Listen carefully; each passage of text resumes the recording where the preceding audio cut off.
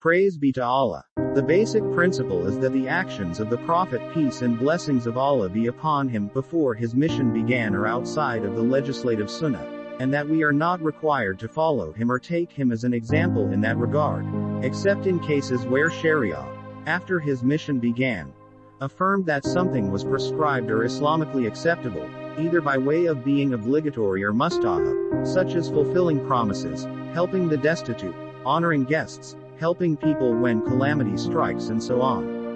In that case we are obliged to follow his example, because it became a law for us after his prophethood began, and not just because he, peace and blessings of Allah be upon him, did it before he was a prophet. Based on this, there are some actions that he did before his mission began that we are not obliged to follow, either because there is no proof that it is prescribed for us or because there are reports to show that it was abrogated after his mission began. Shaykh al-Islam ibn Taymiyyah, may Allah have mercy on him, said,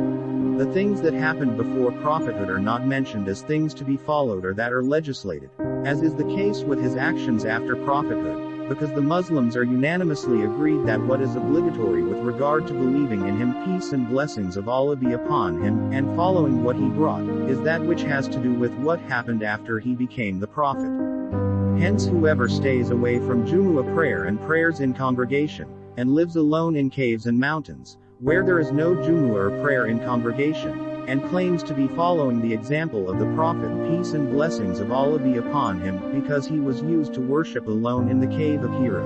before his prophethood, thus forsaking the acts of worship that were prescribed and enjoined by Allah and his messenger, and following the example of what he used to do before prophethood, is wrong.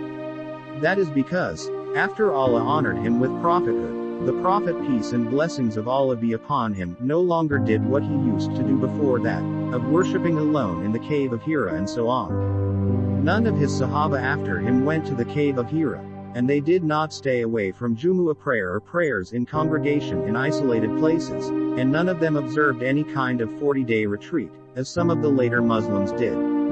Rather they worshipped Allah by means of the prescribed acts of worship that the Prophet, peace and blessings of Allah be upon him, ordained for them."